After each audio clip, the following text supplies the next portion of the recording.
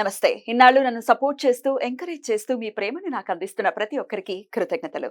అలాగే ఈ వీడియో కూడా ఖచ్చితంగా మీకు ఉపయోగపడుతుంది. లైక్, షేర్ అండ్ సబ్స్క్రైబ్ చేసి మీ సపోర్ట్‌ని నాకు అందించండి. అలాగే ఈ వీడియో పట్ల మీకున్న అభిప్రాయాన్ని కామెంట్ సెక్షన్‌లో కామెంట్ చేసి తెలియజేయండి. ఇప్పుడు వీడియోని చూద్దాం. నమస్తే, వెల్కమ్ టు అవర్ ఛానల్. నేను పద్మిని. ప్రస్తుతంతో పాటు ప్రముఖ ఆధ్యాత్మికవేత్త, వాస్తు జ్యోతిష పండితులు, లలిత ఉపాసకులు, వాస్తు జ్యోతిష శిక్షణ నిపుణులు బ్రహ్మశ్రీ నానాజీ పట్నాయక్ గారు మనతో పాటు ఉన్నారు. మాట్లాడతాం. సార్ నమస్తే. సార్ శ్రీమాత్రే నమః. సార్, జ్యేష్ఠ శుక్లపక్ష దశమి వస్తోంది. ఈ దశమిని చాలా చాలా విశేషంగా ఖచ్చితంగా జరుపుకునేటటువంటి రోజు. ఎందుకంటే అది దశపాపహర దశమి, గంగాదేవి ఉద్భవించినటువంటి రోజుగా కూడా చూస్తారు. ఎంతో కృషి చేసి భగీరథుడు తీసుకొచ్చాడు గంగమ్మని మన కోసం, ఆ సగర చక్రవర్తుల కోసమే కాదు, మనందరి కోసం కూడా.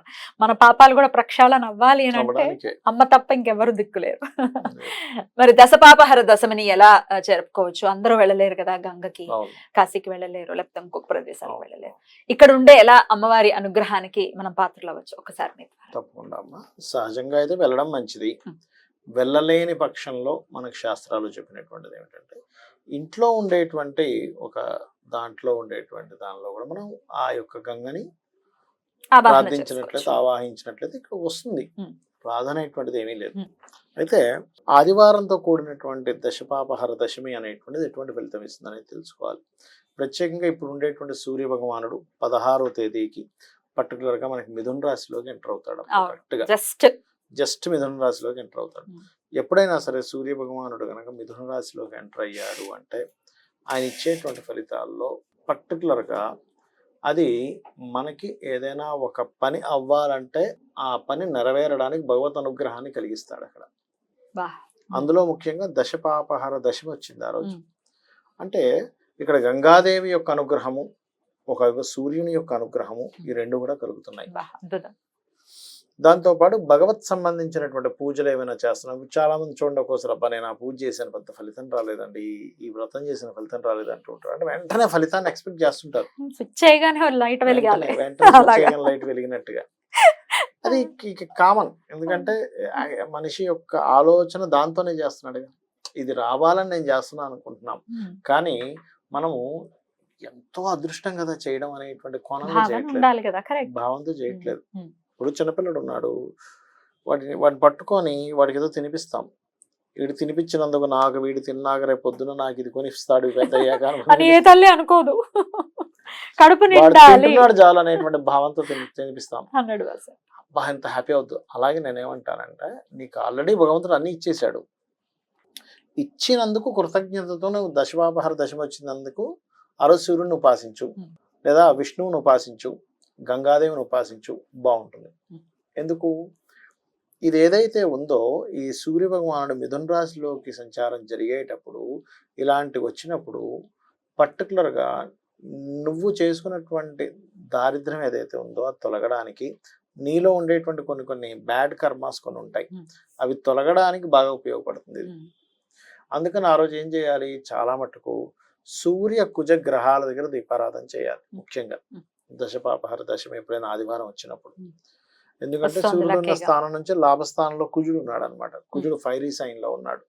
అందుకని సూర్య కుజ గ్రహాల దగ్గర దీపారాధన చేసి, మీకు దగ్గరలో గోశాల ఏదైనా ఉందనుకోండి, గోధుమ రవ్వ, క్యారెట్స్ వీటిని నైవేద్యంగా పెట్టి, ముఖ్యంగా గోధుమ రవ్వతో చేసినటువంటి పదార్థాన్ని ఆ రోజు ఆదివారం నాడు కాబట్టి సూర్య భగవానుడికి గోధుమ రవ్వతో కానీ లేకపోతే సగ్గుబియ్యంతో కానీ మీరు కనుక నైవేద్యంగా పెట్టినట్లయితే ఖచ్చితంగా మీకు ఏమవుతుందంటే, అధికారులతో ఇబ్బంది ఉంటుంది కొంతమందికి, అధికారులతో ఇబ్బంది, లేకపోతే సంతానం వల్ల ఇబ్బంది ఉంటుంది కొంతమందికి, అటువంటివి ఏమైనా ఉన్నా, లేకపోతే కొన్ని మిస్కమ్యూనికేషన్స్ వల్ల ఇబ్బంది పడుతూ ఉంటారు కొంతమంది, అటువంటివి ఏమన్నా తొలగిపోతాయి. ఇంకోటి ఏంటి, ఈసారి రవి 2 శుభగ్రహాలతో కూడా కలిసి ఉన్నాడు.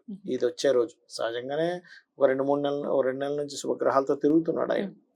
రవి ఎప్పుడైతే మీరు 16వ తేదీ వీళ్ళందరూ కూడా ఇప్పుడు పంచగ్రహ కూటమి నుంచి బయటకు వస్తున్నారు. సో ఎప్పుడైతే బయటకు వస్తున్నారో 3 గ్రహాలు కలిసి ఉంటాయి. చంద్రుడు ఆల్రెడీ వెళ్ళిపోయాడు, 4 ఉన్నాయి. అందులో గురువు అక్కడే ఉండిపోతాడు వృషభ రాశిలో. దాని వెంటనే పక్కనే శుక్రుడు మారిపోతాడు. 14వ తేదీ మారుతున్నాడు శుక్రుడు. సో ఇది 16వ తేదీ కదా, కాబట్టి అంటే ఫలితాలను ఇచ్చేటువంటి దాంట్లో ఆదివారం నాడు ఏదైనా వారం రోజు మనం పూజ చేస్తున్నాం అనుకున్నామా, ఆ వారాధిపతి ఉండేటువంటి గ్రహం ఎలా ఉందో చూసుకోవాలి. ఇక్కడ ఎలా ఉంది, మిథున రాశిలో 2 శుభగ్రహాలతో కలిసింది ఆ వారాధిపతి. అందుకే చూడండి మనకి రోహిణి కార్తీ కత్తెరలో వచ్చినప్పుడు సూర్య పరిస్థితి ఎలా ఉంటుంది, మనకి విపరీతమైనటువంటి ఎండలు ఇస్తూ ఉంటాడు. అదే రవి గనక మనకి గోచారంలో ఏదైనా పాపగ్రహ మధ్యన ఉందనుకోండి, గవర్నమెంట్ తో ఒత్తిళ్ళు ఇట్లాంటివి, గవర్నమెంట్ ఒక రకమైన దీంట్లో వెళ్ళడం ఇట్లాంటివి ఎక్కువ కనిపిస్తూ ఉంటాయి. కానీ ఇక్కడ ఏంటంటే ఎప్పుడైతే 2 శుభగ్రహాలతో ఉన్నాడో ఇది 2 రకాలుగా మంచిది.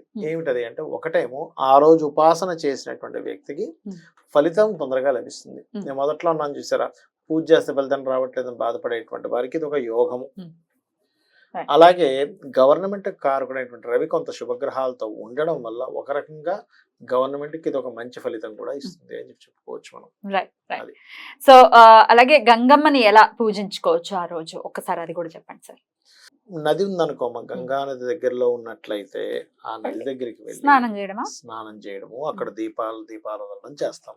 ఇప్పుడు అక్కడ లేదు, మనకు పరిస్థితి లేదు, చక్కగా ఇంట్లోనే చిన్న టబ్బులు, ఇవాళ రేపు మనం చూస్తున్నాం ఇంట్లో టబ్బులో తయారు చేసుకొని అందులో దీపం వదులుతున్నాం. దీపం నదిలో ఎందుకు దీపం వదులుతామంటే, దేవుడి దగ్గర ఎలా అయితే దీపం పెడతామో నదిలో వదులుతున్నాం మనం, అలా వదలడము. అలాగే గంగాదేవికి సంబంధించిన కొన్ని స్తోత్రాలు ఉంటాయి, అదేదో స్తోత్రం చేసుకోవడం, ఇంకా నైవేద్యం పెట్టడం, గంగాదేవికి పెడుతున్నాను అనే భావంతో నైవేద్యం పెట్టడం చేయడం. తప్పకుండా. అలాగే గంగాదేవి అవతరణకి సంబంధించినటువంటి విన్నారో వినలేదో, రామాయణ అంతర్గతంగా వస్తుంది కాబట్టి ఎప్పుడైనా ఇప్పటిదాకా వినలేదు అనే వాళ్ళు అట్లీస్ట్ ఇప్పుడైనా వినటం మొదలు పెడితే. సగరుల్ని ఎట్లా అయితే అతను సగరులందరూ పాపం 60,000 మంది అలా దూది కుప్పల్లా భస్మం అయిపోతారు. ఈయన ఎంత కష్టపడి తెస్తాడో, వస్తూ ఉంటే మళ్ళీ ఎన్నో ఆటంకాలు, జగన్ మహర్షి మింగేస్తాడు కాసేపు, మళ్ళీ ఆయన అయ్యా వదలండి స్వామి అంటే ఆయన వదులుతాడు. చాలా కష్టపడ్డారు స్వామి మాత్రం. అంటే ఆ ఇష్వాకు ఆ ఘట్టం వింటుంటే ఎంత బాగుంటుంది. ఇష్వాకు వంశమే చాలా చాలా అసలు అపర యోధులు. అసలు రాముడు పుట్టాడు అని అంటే మామూలు విషయం కాదు, అంతకు ముందు కూడా గొప్ప వాళ్ళే ఉన్నారు. అంటే ఆ వంశం ఎంతో పుణ్యం చేసుకుంటే గానీ భగవంతుడు ఆ వంశంలో జన్మించాడు. అంతే అంతే సార్. ఇప్పుడు చాలా మందికి తెలుసుకోవాల్సిన విషయం ఏంటంటే, నేను ఈ పూజ చేశాను అయిపోవాలంటే, ఈ పూజ నువ్వు ఎంత నిష్ఠతో చేసావు అప్పుడే కదా ఫలితం వచ్చేది. అక్కడ భగవంతుడు పుట్టడానికి ఆ వంశాన్ని మొత్తం చూసుకున్నాడు, వీళ్ళకి ఎంత పుణ్యం ఉంది, నేను ఇక్కడ జన్మించాలి అంటే. మరి జన్మించడానికి అంత ఉన్నప్పుడు నీ యొక్క పూజ ఫలించడానికి ఎంత ఉండాలి? ఉండాలి, ఖచ్చితంగా ఉండాలి. Right sir. పూజ ఫలించట్లేదు అని పూజ మీద నెపం వేయకుండా జాగ్రత్తగా మనం నిష్ఠతో శ్రద్ధతో ఖచ్చితంగా చేయాలి. అక్కడ ఏంటంటే మనం ఒక పని చేసాము, ఎన్ని క్యాలిక్యులేషన్స్ వేసుకుంటాం, ఇక్కడ ఈ పని అవ్వకపోవడానికి కారణం ఏంటి అని 100 లెక్కలు వేసుకుంటాం. మరి ఇక్కడ కూడా నువ్వు సేమ్ వర్తిస్తుంది కదా, లాజిక్స్ దేనికి లాజిక్స్ కదా. గంగమ్మ అనుగ్రహం ఖచ్చితంగా పునీతులు అవ్వాలి అని అంటే, పాప ప్రక్షాళన అవ్వాలి అంటే గంగమ్మ అనుగ్రహం ఏంటంటే, గంగా నది యొక్క పూజ ఎవరైతే చేస్తారో మెయిన్ గా పాపాలు పోతాయి. డెఫినెట్ గా ఆవిడ పుట్టిందే పాప ప్రక్షాళన చేయడానికి. మనకి చనిపోయిన తర్వాత అస్థికలు కలుపుతారు చూసారా, కలపడానికి కూడా కారణం అదే. ఇతను చేసిన పాపాలన్నీ, ఈ జీవుడు చేసిన పాపాలు తొలగాలంటే అస్థికలు కలిపితేనే పోతాయి. ఏ నదిలో అయినా సరే కలిపినప్పుడు పోతాయి, అదర్వైజ్ పోవట. ఒకవేళ మనమే చేసుకోవాలంటే గంగే చెమనే చేవ, అది అందరికీ తెలిసిందే. ఆ మంత్రం చేసుకుని చక్కగా స్నానం చేసుకోవచ్చు. చాలా చక్కగా వివరించారు సార్, కృతజ్ఞతలు. నమస్తే. శ్రీమాత్రే నమః.